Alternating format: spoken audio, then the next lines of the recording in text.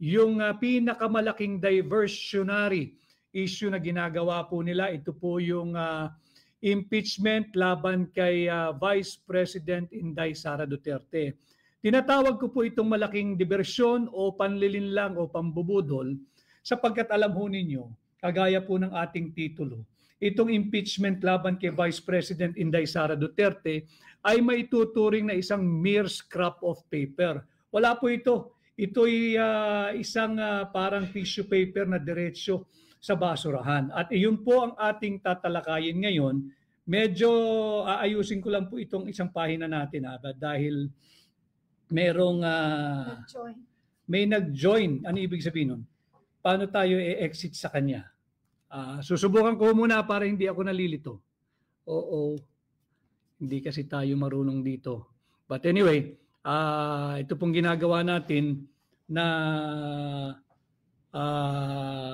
pagla-live ay upang makapagbigay ng impormasyon sa inyong lahat. Bakit po natin sinasabi na isang malaking diversyon itong impeachment complaint laban kay Vice President Inday Sara Duterte?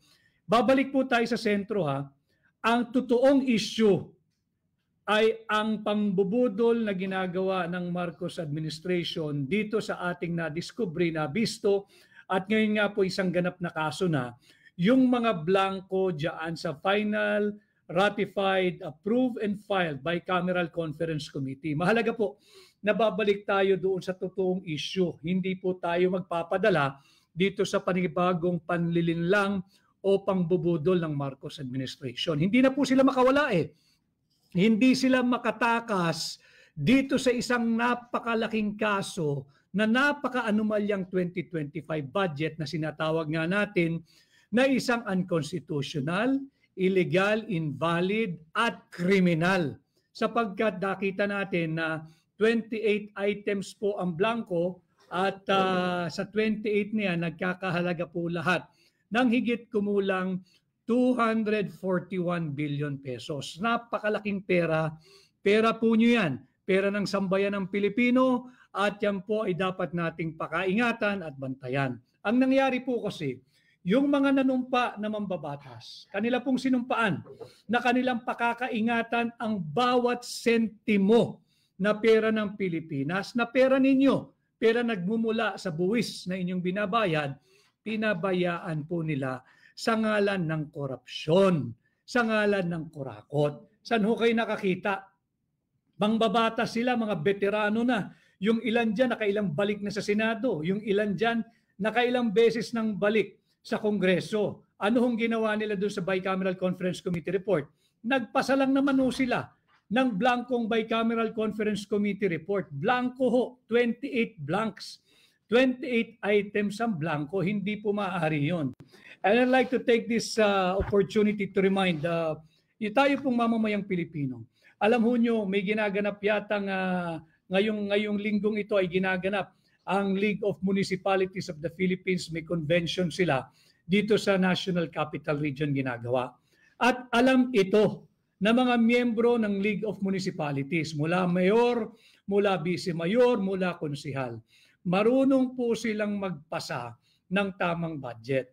Itanong po ninyo sa inyong mga konsihal, yung konsihal ng munisipyo, konsihal ng syudad, konsihal ng bayan, alam po nila kung paano magpasa ng tamang budget. Bawal po yung may blanco, bawal po yung may patlang, at higit sa lahat, kahit isang sentimo ng may blanco, bawal po yon. Kaya ako po pinapaliwanag at tutungo nga po tayo. Isa na naman ng pambubudol ito Itong isinampang impeachment complaint laban kay Vice Presidente Inday Sara Duterte. Lagi ko nga akong sinasabi, lalo na yung mga kababayan natin diyan sa Mindanao. Bantayan po ninyo yung mga mambabatas na pumirma sa impeachment complaint laban sa anak ng Mindanao na si Vice President Inday Sara Duterte. Kayo po'y tinalikuran ng inyong mga mambabatas. Ito po'y pagtatraidor sa isang anak ng Mindanao na tapat na naglilingkod sa ating bansa bilang Vice Presidente. Hindi lamang pera ang ninanakaw ng mga tiwaling mambabatas. Pati po ang posisyon ng pangalawang Pangulo ay ninanakaw na rin po ng mga tiwali at elitistang mambabatas. Yan po ang katotohanan. Kaya bantayan natin, makisali kayo, makiisa kayo, at tuloy-tuloy po yung ating diretsong ugnayan sa inyo. Tungo po tayo ngayon dito sa unconstitutional din na ginawa nilang impeachment complaint. Sabi po ng press release ng House of Representatives, ang ifinail daw po nila, po galing ito ay verified impeachment complaint. Mahalaga po yung sinasabing verified. Ano po ba yung verified? Silipin po ninyo yung Article 11 Section 4 ng ating saligang batas. Importante po ito Watching from Mindanao, Zamboanga del Sur, si Neil Born C3. Maraming salamat, Neil. Malinaw po sa atin doon sa Article 11 Section 4 na yung modality o yung vehikulong ginamit ng mga mababata sa mababang kapulungan ay yung automatic transmittal ng impeachment complaint na nagiging articles of impeachment patungong Senado. Wala po tayong pagtatalunan doon. Kapangyarihan po exclusive ng House of Representatives na mag-initiate ng impeachment proceeding laban sa mga impeachable officers katulad ng Vice President. Wala po tayong pagtatalunan doon. Ibigay po natin yan sa mga miyembro ng mababang kapulungan. Subalit ang nakalagay po sa ating saligang batas, kung may pipirmang 1/3, at ito nga po pinagyayabang, pati ito pag-usapan natin, pinagyayabang ng mababang kapulungan, more than 1/3 daw ang pumirma. Nasa 240, more or less na ho ang pumipirma. More than 1/3 yan. 240 congressmen and women ang pumirma. Ngayon, sabi po sa ating saligang batas, dapat po ay verified. Ano po ibig sabihin ng verified? Pumunta po kayo doon sa tinatawag nating Rules of Court. Nandiyan po yan, Rule 7, Section 4. Silipin po ninyo yung Rule 7, Section 4 ng Rules of Court. Alam po ito ng mga law students at ng mga abogado, at kung meron po kayong kaibigan, kamag-anak o kapitbahay na abogado, makipagtalakayan po kayo, papaliwanag din po nila ito. Ayon po sa Rules of Court, yung Rule 7 Section 4, malinaw po dyan, dapat yung verification page, meron po kasi dyan na iyong pinapangako at yung sinusumpaan na ang iyong reklamo ay base sa iyong personal knowledge o dili kaya ay base sa authentic document na inyong binasa. Mahalaga ho yun kinakailangan iyong binasa yung complaint na pinirmahan mo. Tutungo ho tayo dyan, kinakailangan iyong binasa. Pangalawa, meron pa hong requirement dyan. Na yung binasa mo, bago mo lagdaan, kinakailangan yung allegation doon, yung bintang mo doon, yung reklamo mo roon, base sa iyong personal knowledge, personal mong nalalaman, o dili kaya base sa authentic documents. May nakita ka, nabasa mo yung authentic document, importante authentic hindi pwedeng photocopy, hindi pwedeng marites, hindi pwedeng chismis, hindi pwedeng kwento lang. So yan po yung kahalagahan ng sinasabi nating artikulo ng ating saligang batas. Bisitahin po ninyo, Article 11, Section 4. Itatawid po natin yan doon sa tinatawag nating Rule 7, Section 4 din. Rule 7, Section 4 ng Rules of Court. Malinaw po yan. At tutungo po tayo sa mismong Rules of Procedure ng 19th Congress nitong House of Representatives. Silipin po ninyo yung kanirang Rule number 2, Section 3. Rule number 2, Section 3 ng House of Representatives. Mismo, kung saan po nanggaling yung impeachment complaint. Nakalagay po doon parehas. Kinopya lang naman yan in suppletory character o pagkakaparehas, kinopya lang nila yung nakalagay doon sa Rule 7, Section 4 ng Rules of Court. At ang sinasabi dito, sa sariling patakaran o Rules of Procedure ng House of Representatives, Rule 2, Section 3, malinaw po dyan. Dapat nabasa nung mga mambabatas na pumirma yung buong complaint. Kailangan nabasa nila yan. Bukod dyan, dapat yung kanilang pipirmahan, yung mga aligasyon doon ay base sa kanilang personal knowledge. Personal nilang nalalaman, base sa kanilang personal na kaalaman o personal na karanasan. Pangalawa, ito po ay base rin dapat, kundi po personal knowledge or ang ginamit na salita, base sa authentic document. Tungo na po tayo dito sa pambubudol na lantaran upang pagtakpan ang napakamaanumalyang 2025 budget. Ito talagang usapin eh. Alam mo ninyo, sabi nung una, pinagyayabang nila, 215 congressmen ang pumirma bago ho ito itrinansmit sa Senado. 215 ha. At ang usap-usapan ho noon, nagsimula yung kanilang caucus ng alas 10 ng umaga nung araw na kanilang pinirmahan yung impeachment complaint. Alas 10 ng umaga, natapos po sila bago mag alas 5 ng hapon. So tanggalin na po natin yung lunch break. Tuloy-tuloy, wala na silang break. Pagbigyan na natin, kaganon sila siguro kasi sipag eh. 7 hours po, 7 hours. Base doon sa ating saligang batas, base sa rules of court at base na rin dito sa rules of procedure ng 19th Congress ng House of Representatives, Rule 2, Section 3 ng sarili nilang panuntayan, kinakailangan nabasa. Imaginein ho ninyo, there are only 60 minutes in 1 hour. Lagay po ninyo yung 32 pages na verified impeachment complaint ay binasa, assuming binasa talaga ng bawat isang mambabatas ng 10 minutes each. Kasi babasahin mo eh.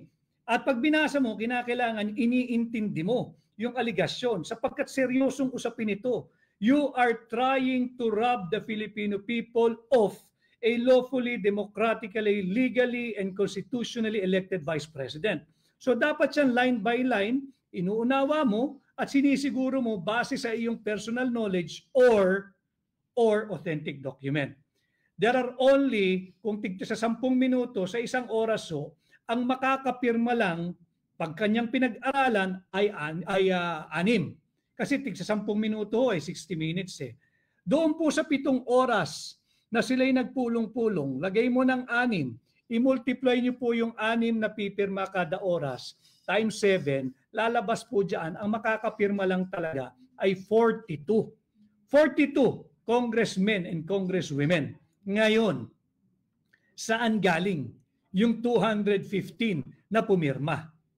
Binasa ba nila? Naintindihan ba nila? Base ba ito sa kanilang personal knowledge or base ba ito sa authentic document? Pahabain po natin. Lagay na lang natin, marunong po silang lahat mag-speed read. Talagang mabibilis magbasa at talagang matatalino na intindihan nila yung aligasyon na kanilang ibinibintang at ipinupukol sa ating pangalawang Pangulo at dahil sa kagustuhan nilang nakawin ang posisyon ng pangalawang Pangulo, minadali nila. Lagay po natin na tigli 5 minuto kada magbabasa at pipirma. Kung 5 minuto kada kongresista, sa loob ng 1 oras, 12 kongresista lang ang maaaring makapirma. Kasi nga ho, 5 minuto eh. And times 12, di 60 minutes po yun, 1 hour. 7 oras po silang nagpulong, closed door, lagay mo na, walang lunch break, wala lahat. Walang toilet break, walang water break, walang break lahat. 7 hours. Lagay po ninyo yung 12 times 7. Kada oras may 12 pipirma. Sa 7 oras, ang makakapirma lang ho, na umunawa, umintindi at binasa ay lalabas sa 84 congressmen and women. 84. Sa buong araw na yon na sila'y nagpulong ng 7 oras. 84. Saan galing? Yung 215 signatures. Ibig sabihin, merong hindi nagbasa, meron na lamang pumirma. Ano naman ho ngayon kung tanong ninyo kung hindi niya binasa, gusto niyang pirmahan. Bawal po kasi yun. Yun po yung mahigpit na seguridad na binibigay ng ating saligang batas. Pagdating doon sa 1/3 na pipirmahan at i-endorso ng mga mambabatas, kinakailangan po verified impeachment complaint. Ano po uli ang ibig sabihin ng verified? Ito po'y dapat binasa, naintindihan, naunawaan, at ito'y base sa kanilang personal knowledge or authentic document. Ngayon, kung sila po'y magpapalusot na naman at bubuduli na naman tayo, sabihin nila na 2 araw nilang ginagawa itong makabudol na impeachment complaint, multiply nyo lang po yung aking halimbawa. Kung 10 minutes each, Sa 6 hours, per hour, 6 lang ho makakapirma. Sa 7 oras, 42. Kung 2 araw nilang ginawa iyan, ganun din, 84 lang ang makakapirmang umunawa doon sa kanilang verified impeachment complaint sa loob ng 2 araw. Hindi pa rin po mapapaliwanag bakit 215. Ngayon, kung sabihin po natin na speed read nga po sila, magagaling sila, matatalino at henyo sapagkat sila lang ang nakakasagot ng 3 plus blank is equal to 6.325 trillion. Pagbigyan na rin po natin sila rito. Kung 12 kongresista po ang pipirma kada oras, sa 7 oras ay may 84. Kung 2 araw nilang trinabaho yan, 168 congressmen lamang po ang makakapirma. Sa 2 araw na yan, 168. Saan galing? Yung 215 congressmen. Paano nakapirma? Yung 215 congressmen doon sa impeachment complaint. Kung imposible na makapirma ang 215 sa 2 araw, higit pong imposible na makapirma yung 215 sa loob ng 1 araw, sa loob ng 7 oras na wala na pong break. Kaya sinasabi natin na talagang kulang, mali at hindi na naman naaayon sa ating saligang batas itong verified impeachment complaint. Malinaw po kasi, silipin po ninyo, ay kaya ho natin pinasisimple yung usapan sapagkat ang atin pong misyon ay maghatid sa inyo ng nararapat at tamang impormasyon at sinisikap ko pong pasimplihin itong mga mahalagang usaping bayan na dapat po'y kabahagi kayo. So ulitin ko, hindi po maaaring bigyang daan ng Senado itong baluktot at pambubudol na verified impeachment complaint. Unang-una, dahil hindi ito verified. Tingnan po ninyo yung last 2 pages ng complaint na yan. Pinirmahan lang nila at ang inattest lamang dyan ng Secretary General ng House of Representatives ay humarap sa kanya yung 215 congressmen and women at pumirma sa araw na yun. Pero hindi sinasabi doon na sila ay pumipirma at pinagbibintangan ang pangalawang Pangulo base sa kanilang personal knowledge